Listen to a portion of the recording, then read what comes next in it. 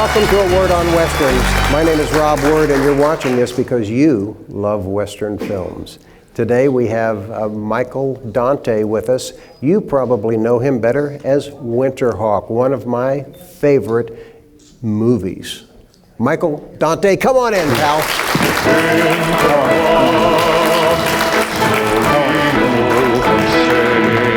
Well, always good to see you, Rob. Well, thank you, sir. It's always nice to see you too, and I happened to have screened Winterhawk again the other night, and I remember when I first saw it, it was at a drive-in theater in Orlando, Florida. The theater was packed, all the cars were there, and after the movie was over, the general manager of the drive-in theater came on with the microphone, and we're listening to it on our little thing stuck on the window. He says, "Thank you all for coming. This is a phenomenal success. We're holding it over for 2 more weeks," which in drive-in theaters, that never happened. Yes. It was huge. It was something about it clicked with audiences. I made the marriage with the character to use the elements which the Native Americans did.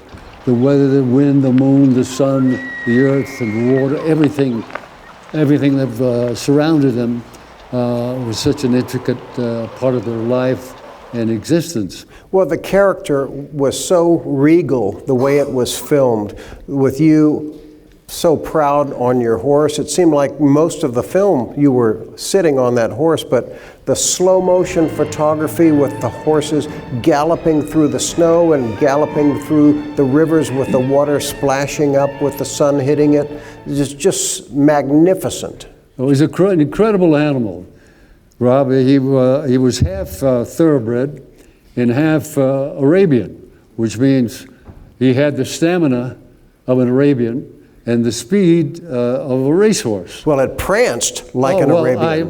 What I did with him, we had a wonderful relationship. The moment I got on the horse, and we have a great stunt man too that rode Bud Davis, who did an excellent job.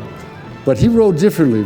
Bud rode a little forward. I rode a little bit back, a little upright to maintain that dignity and that nobility and the marriage between the animal and me.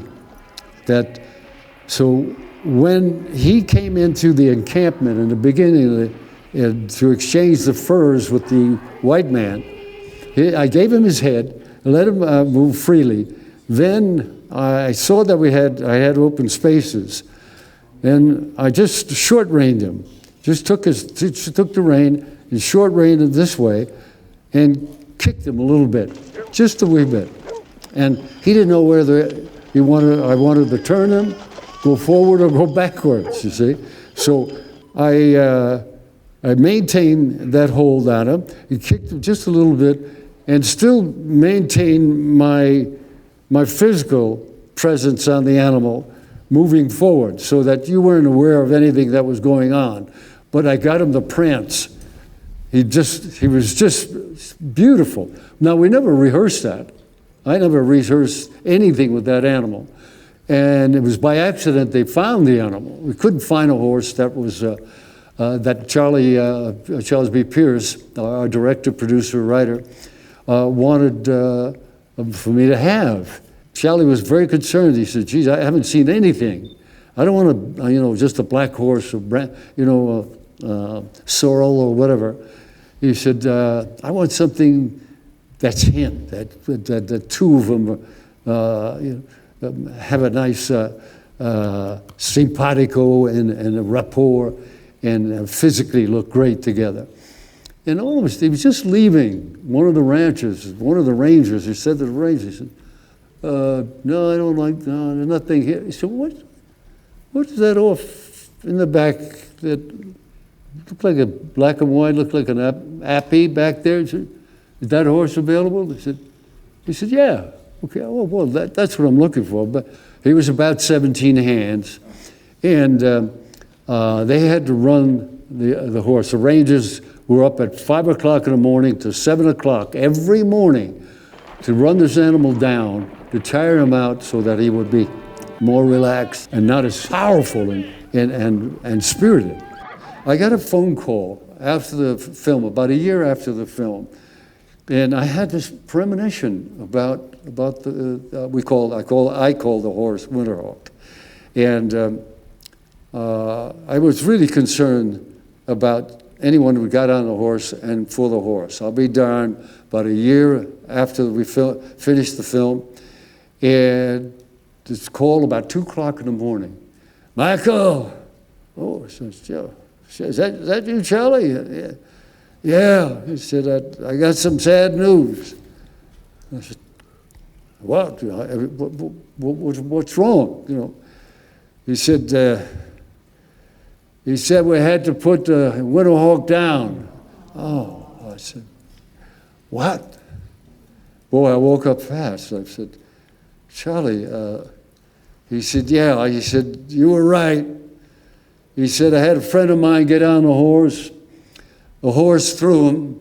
He said, he was a good rider. I said, he wasn't a great rider, right?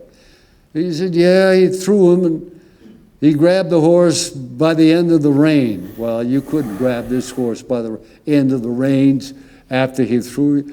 He'd throw an elephant off. This horse was so powerful.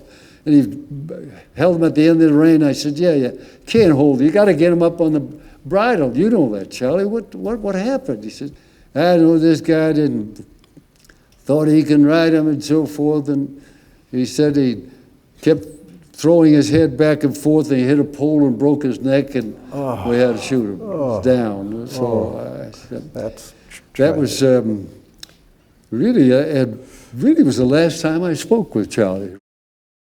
Hi, I'm Rob Word. I hope you enjoyed A Word on Westerns. It's an interview series we do. We post a new one every single week. If you missed any, just sign up for this little baby right here. Whoa.